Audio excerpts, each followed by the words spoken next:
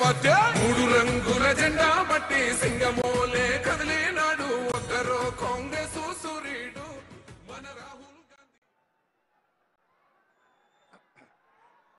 మిత్రులారా, ఈరోజు ఆదిలాబాద్ పార్లమెంట్ ఎన్నికల సందర్భంగా శ్రీమతి సోనియా గాంధీ గారు, శ్రీ మల్లికార్జున్ ఖర్గే గారు కాంగ్రెస్ పార్టీ తరఫున మీ సోదరీమణి 25 సంవత్సరాలు ప్రజా జీవితంలో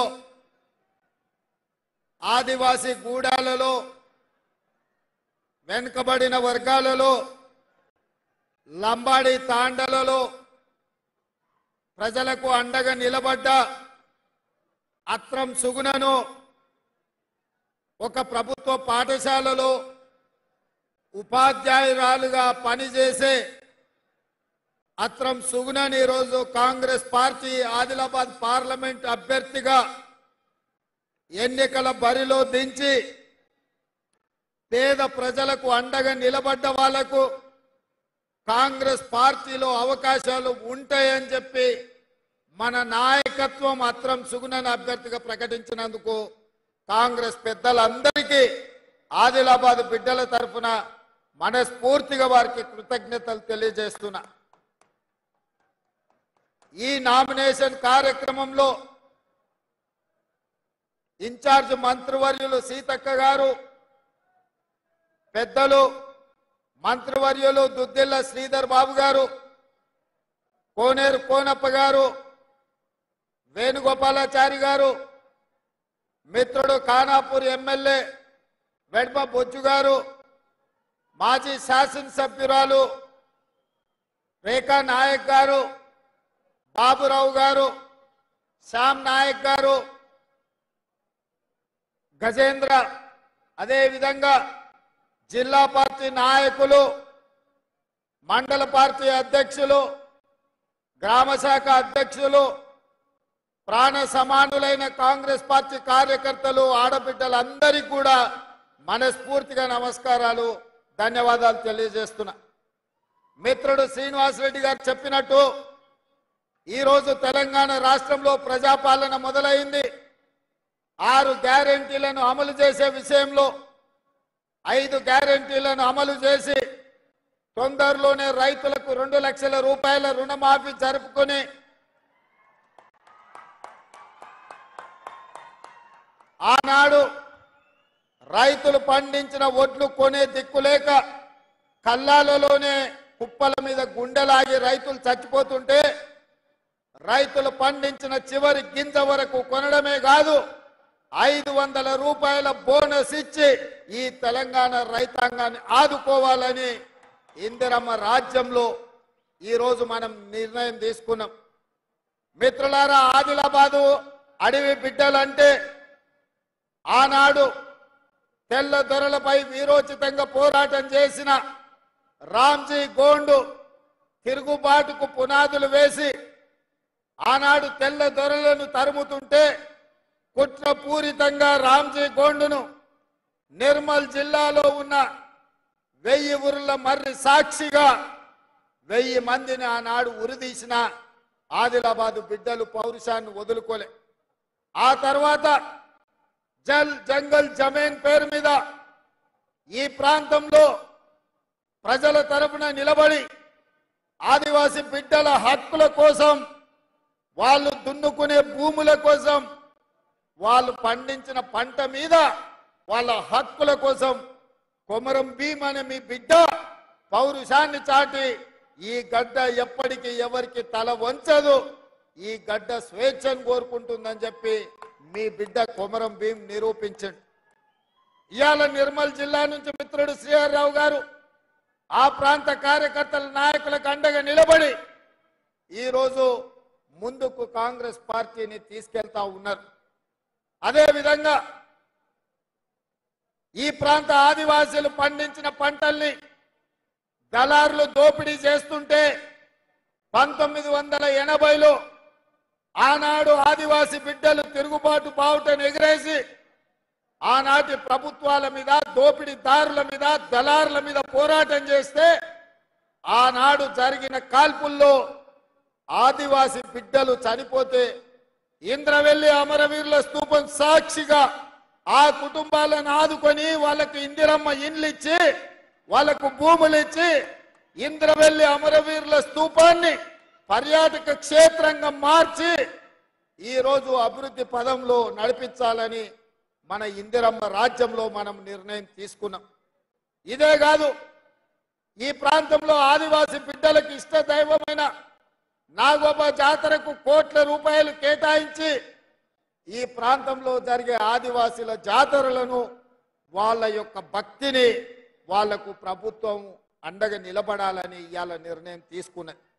ఇదే కాదు మిత్రులారా, బోత్ ప్రాంతంలో మా మిత్రుడు మళ్ళీ చెప్తున్నాడు, అన్న కుప్తి ప్రాజెక్టు గురించి నువ్వు చెప్పాలి, ఆ ప్రాంత రైతాంగం ప్రతి ఎకరాకు నీళ్లు ఇవ్వాలి అనంటే కుప్తి ప్రాజెక్టు కట్టాలి, తద్వారానే ఎడారిగా మారుతున్న ఆదిలాబాద్ అడవి బిడ్డలకు నీళ్లు వస్తాయి, ఈ భూములు బీళ్లు బారుతాయి, ఈ భూములు పచ్చని పైర్లతోని ఇవాళ పంటలు పండుతాయని చెప్పి వారు చెప్పారు.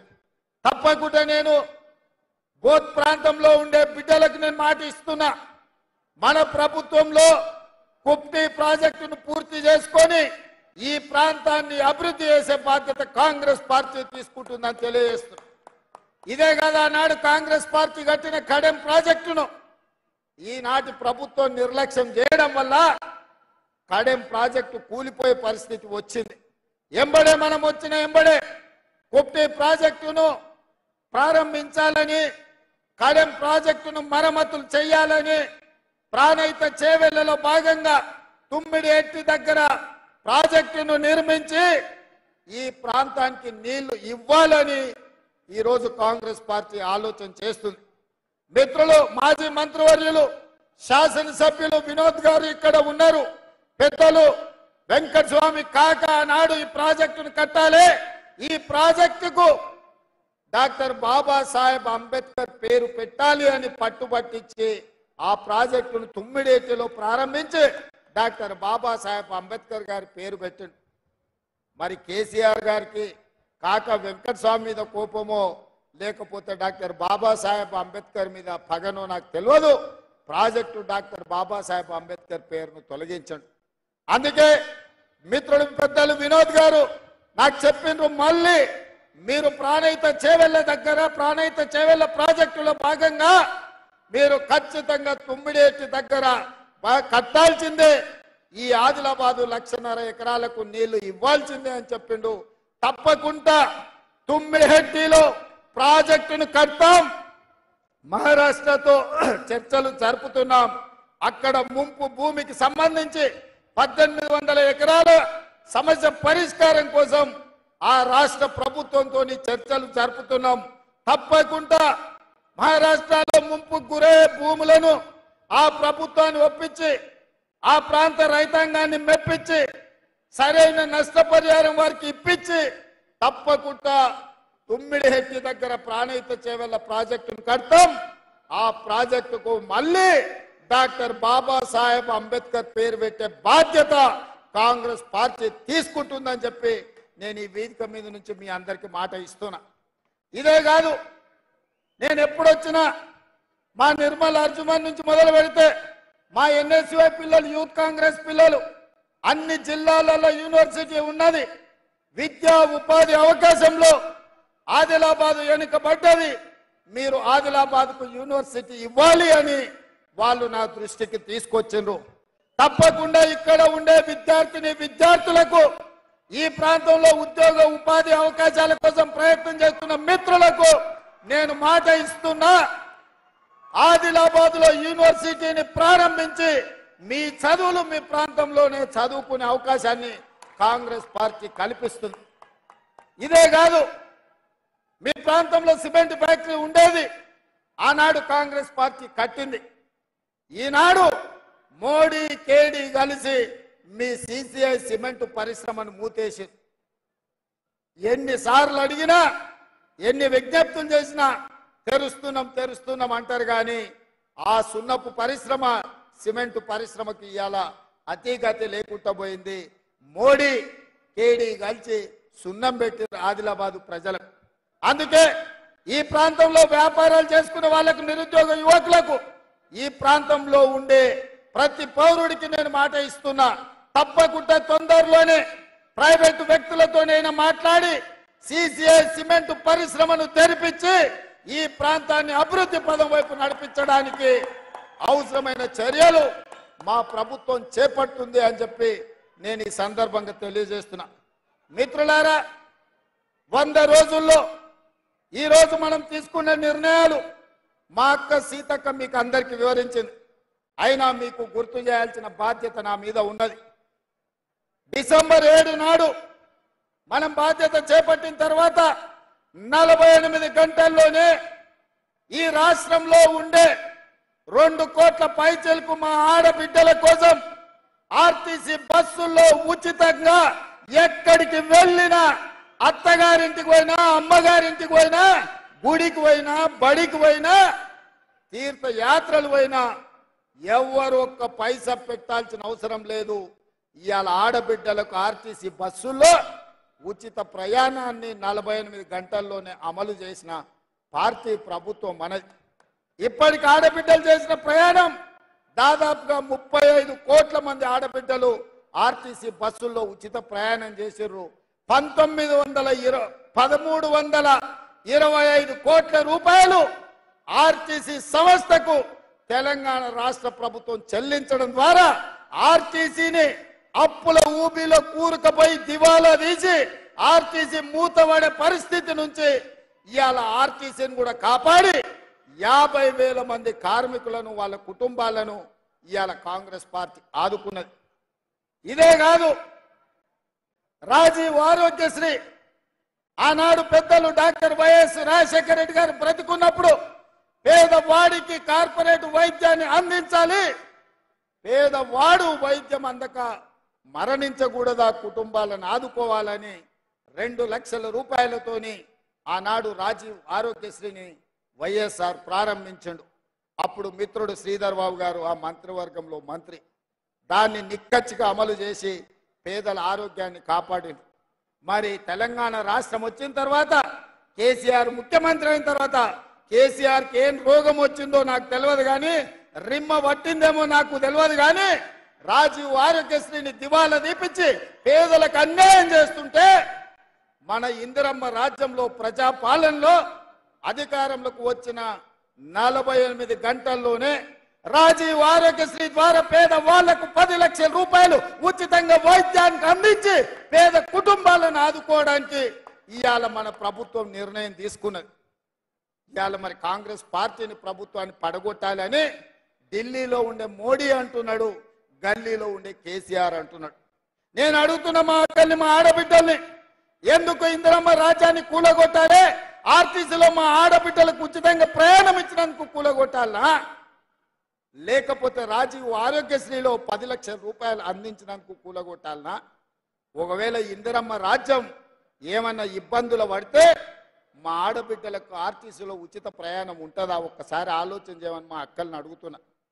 రాజీవ్ ఆరోగ్యశ్రీ కేసీఆర్ ఎట్లయితే గతంలో దాన్ని పతనం చేయాలని చూసిండో, ఇవాళ ఈ ప్రభుత్వానికి ఏదైనా ప్రమాదం వస్తే మీకు ఆ పథకాన్ని అమలు చేసే వాళ్ళు ఎవరు, పేదల ఆరోగ్యాన్ని కాపాడేది ఎవరో ఒక్కసారి ఆలోచన చేయండి మిత్రులారా అని నేను అడుగుతున్నా. ఇదే కాదు, ఆనాడు కట్టెల పొయ్యిలో కన్నీళ్లతో ఊపిరితిత్తులకు పొగపోయి ఆడబిడ్డలు క్యాన్సర్ వచ్చి చచ్చిపోతుంటే సోనియమ్మ నిర్ణయం తీసుకొని గ్యాస్ పొయ్యి సిలిండర్ మీకు ఇవ్వడమే కాదు, 400 రూపాయలకే మీకు ఆ రోజు సిలిండర్ అందించింది సోనియమ్మ. తర్వాత మోడీ వచ్చినాక, ఇక్కడ కేసీఆర్ వచ్చినాక సిలిండర్ ధర 1200 రూపాయలు అయింది. మా అక్కలకు తెలియదా? మా ఆడబిడ్డలు 1200 రూపాయలు కష్టపడ్డాయి, ఉపాధి హామీ కూలీకి పోయి కూడబెట్టిన పైసలు గ్యాస్ బండ కడుతుంటే వాళ్ళ దుఃఖం చూసినాం.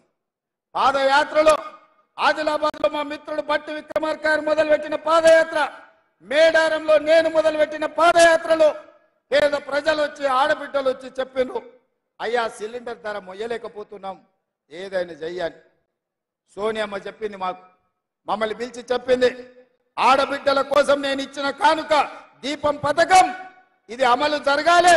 500 రూపాయలకు ఆడబిడ్డలకు సిలిండర్ ఇవ్వమంటే ఇవాళ 40 లక్షల కుటుంబాలకు 500 రూపాయలకే సిలిండర్ అందించి ఇవాళ మా ఆడబిడ్డలను ఆదుకుంటుంటే చూసి కడుపు మండిన మోడీ కేసీఆర్ వీళ్ళు ఇట్లనే ఉంటే పేదోళ్ళకి 500కే సిలిండర్ ఇస్తారని ఇవాళ కాంగ్రెస్ పార్టీని ఓడగొట్టమని అడుగుతున్నాడు.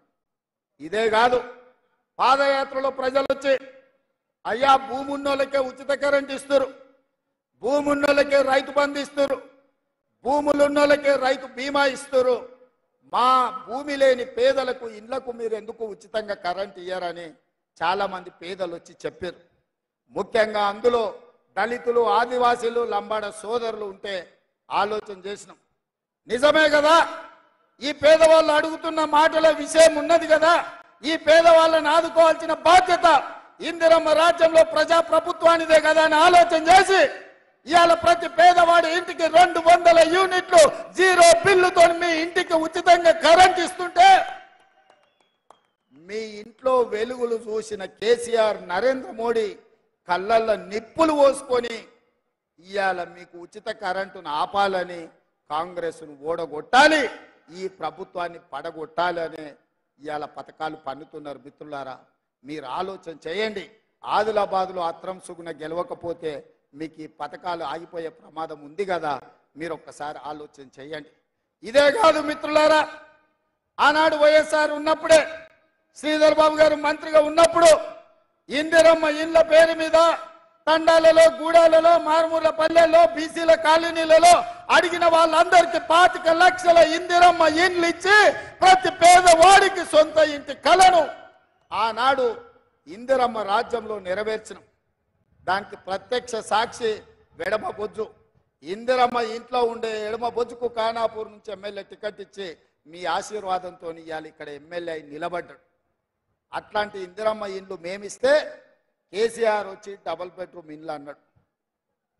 ఇందిరమ్మ ఇండ్లను 70 ఇండ్లు వద్దు, డబుల్ బెడ్రూమ్ ఇండ్లు ముద్దు అన్నాడు. నేను ఈడ మా అక్కలు ఉన్నారు, మా చెల్లెళ్ళు, మా పెద్దమ్మలు కూడా ఉన్నారు. ఎవరికైనా మీకు డబుల్ బెడ్రూమ్ ఇల్లు మీ గూడాలలో వచ్చినాయా? ఇక్కడున్న యువకులను అడుగుతున్న మీకు ఎవరికైనా డబుల్ బెడ్రూమ్ ఇల్లు వచ్చినాయా? 10 ఏళ్ళు మమ్మల్ని పాలించిన కేసీఆర్ ఆదిలాబాద్ జిల్లాలో తండాలలో, గూడాలలో, పేదవాడల్లో ఎవరికి డబుల్ బెడ్రూమ్ ఇల్లు రాలే. నువ్వు మాత్రం 10 ఎకరాలల్లా పెద్ద భవంతులు నిర్మించుకున్నావు, 1000 ఎకరాలల్లా ఫామ్ హౌజులు కట్టుకున్నావు. జన్వాడలో నీ కొడుకు 1000 కోట్లతోని ఫామ్ హౌస్ కట్టుకున్నాడు. ఈ తెలంగాణను దోసుకొని అప్పుడే ఈ ప్రాంత ప్రజలు మర్చిపోయిందని నువ్వు అనుకుంటున్నావా? మరి కాంగ్రెస్ రాగానే పేదవాడి సొంత ఇంటి కళ నెరవేర్చడానికి 4.5 లక్షల ఇండ్లు 22,500 కోట్ల రూపాయలు కేటాయించి ప్రతి పేదవాడికి ఇందిరమ్మ ఇల్లు ఇవ్వడం ద్వారా 5 లక్షల రూపాయలు ఉచితంగా మీ ఇండ్లకు ఇవ్వాలని ఇవాళ మన ప్రభుత్వం నిర్ణయం తీసుకుంటే మీ సొంత ఇంటి కళ నెరవేరుతుందని చెప్పి కడుపులో విషం పెట్టుకొని ఢిల్లీలో ఉండే మోడీ, ఇక్కడ ఉండే కేసీఆర్ విషం కక్కుతుండ్రు. కాంగ్రెస్ను పడగొట్టండి, కాంగ్రెస్ను ఓడగొట్టండి అంటారు. కాంగ్రెస్ను పడగొట్టినా, కాంగ్రెస్ను ఓడగొట్టినా, అత్రం సుగుణ గెలవకపోయినా మీ ఇందిరమ్మ ఇండ్లు 5 లక్షల రూపాయలు ఉచితంగా వచ్చే పథకం ఆగిపోతే నష్టం కేసీఆర్కు, మోడీకు కాదు. నష్టం ఈ పేదలకు, ఇక్కడుండే ఆడబిడ్డలకు, ఇక్కడుండే మా సోదరులకు. ఆర్టీసీ బస్ ఆగితే మా అక్కల కష్టం, 500 రూపాయల సిలిండర్ ఆగిపోతే మా పేదోళ్లకు కష్టం, రాజీవ్ ఆరోగ్యశ్రీ ఆగిపోతే కోట్లాది మంది పేదోళ్లకు నష్టం. సొంత ఇంటిలో ఇంటి కరెంటు బిల్లు కట్టాల్సి వస్తే ఇంటికి 1000 రూపాయలు, 2000 రూపాయలు ఇవాళ మీరు బిల్లు కట్టాల్సిన పరిస్థితి వస్తుంది. ఇల్లు రాకపోతే పిల్లగానికి పెళ్ళై కొడుకు కోడలు వస్తే ఇల్లు లేని మొత్తం దివాలా పరిస్థితి ఇవాళ పేదవాళ్ళకు వస్తుంది. అందుకే ఈరోజు 6 గ్యారంటీలలో 5 గ్యారంటీలు అమలు చేసిన ఇందిరమ్మ రాజ్యం మీద, కాంగ్రెస్ ప్రభుత్వం మీద ఢిల్లీలో ఉండే మోడీ, గల్లీలో ఉండే కేసీఆర్ కక్ష కట్టి మన ప్రభుత్వాన్ని, మన పార్టీని ఓడించాలనే ప్రయత్నం చేస్తున్నారు. నేను అడుగుతున్న మీడియా మిత్రుల్ని, మిత్రులారా, కేసీఆర్ 10 ఏళ్ళు ముఖ్యమంత్రి ఉన్నాడు. నరేంద్ర మోడీ 10 ఏళ్ళు ప్రధానమంత్రిగా ఉన్నారు. వాళ్ళు ఇచ్చిన హామీలు అమలు చేయలేదు, ప్రజల్ని మోసం చేసిండ్రు. రెండు సార్లు ముఖ్యమంత్రిగా ప్రధానమంత్రిగా బాధ్యతలు చేపట్టారు.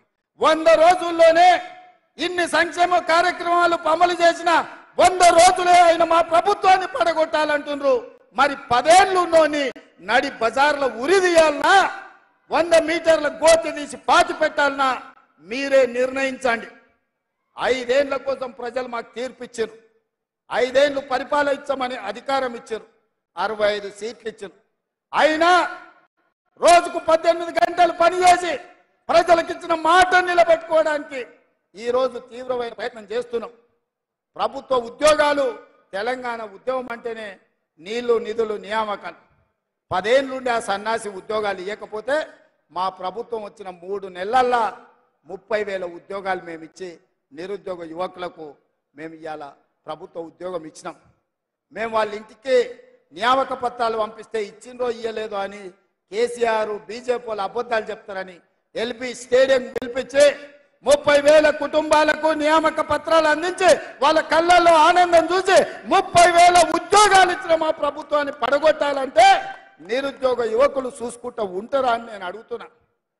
ఇదే కాదు, 60 ఏళ్ల నుంచి బీసీ జనాభా లెక్కలు వేయమంటే లెక్కలు వేయలేదు, నిధులు ఇవ్వమంటే నిధులు ఇవ్వలేదు.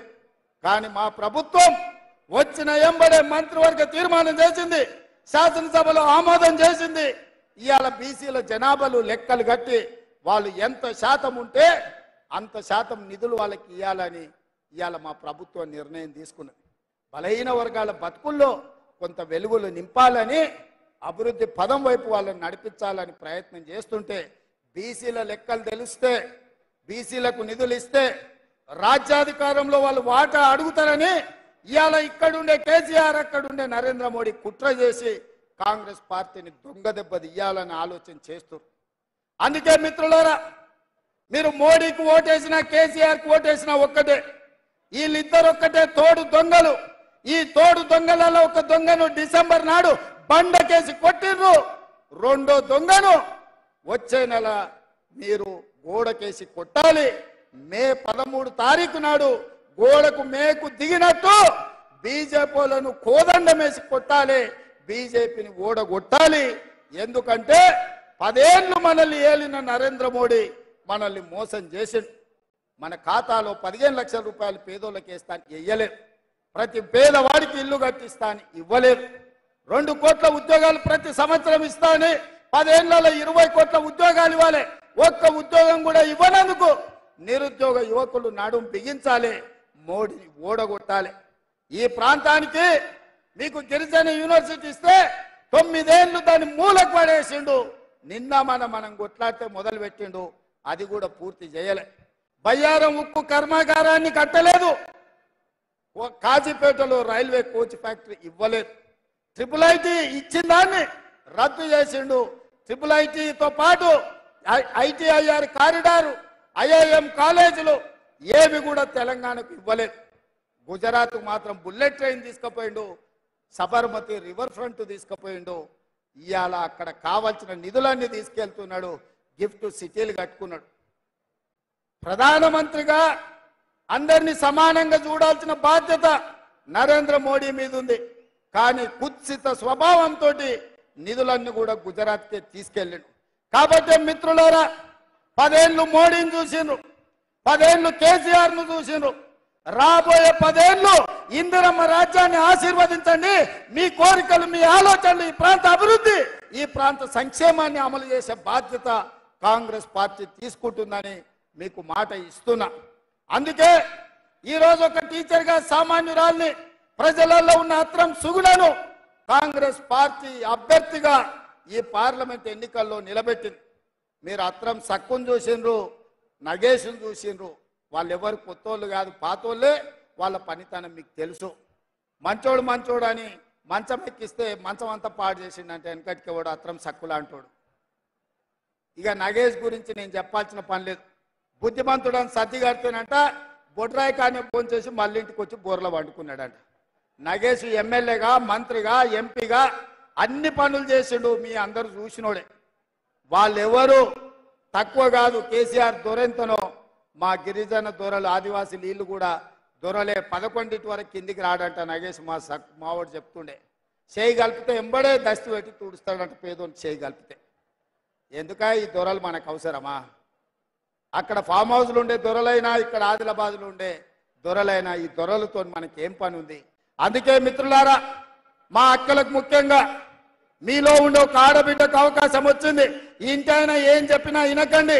సాయంత్రం హాఫ్ ఫుల్లో ఆయన ఏజ్ వచ్చి ఓటేయండి అంటే కూడా ఆయన చెప్పినప్పుడు సరే నుండి బూత్లకు పోయినాక మీ ఆడబిడ్డ కోటేయండి. ఎందుకంటే ఆడబిడ్డలకు అవకాశాలు వచ్చేదే తక్కువ. సీతక్కనిస్తే గెలిపిస్తే ఎట్లయితే మంత్రిని చేసినామో ఇవాళ రాష్ట్రానికి సీతక్క నాయకత్వం వహిస్తుందో రేపు అత్రం సుగుణను కూడా గెలిపించండి. రాష్ట్ర స్థాయిలో దేశ స్థాయిలో ఒక మంచి గుర్తింపు గౌరవం మహిళలకు వస్తుంది. మహిళలకు ఇస్తే ఓడిపోతారంటే రేపు మీ పిల్లలకు కానీ ఆడబిడ్డలకు కానీ అవకాశాలు రావు. అందుకే మా అక్కలందరికీ విజ్ఞప్తి చేస్తున్నా, ఈ ఆడబిడ్డను ఆశీర్వదించండి. మీలో ఒకరు మీ పేదింటి ఆడబిడ్డ, ఈ ఆడబిడ్డను గెలిపించాల్సిందిగా మీ అందరిని కోరుకుంటూ మీ దగ్గర సెలవు తీసుకుంటున్నా. మీరందరు సిద్ధమేనా? సిద్ధమేనా? ఏమంటలేరు? అప్పటి నుంచి చాలా జోరు చూపిస్తారు కదా. సిద్ధమేనా? ఆదిలాబాద్ రెడీనా? రెడీనా? రెడీనా? అత్రం సుగ్నని గెలిపించడానికి ఆదిలాబాద్ అంతా సిద్ధమేనా? సిద్ధం అన్నోళ్ళందరూ చేయి పైకెత్తండి. మా అక్కలు కూడా ఎత్తాలి.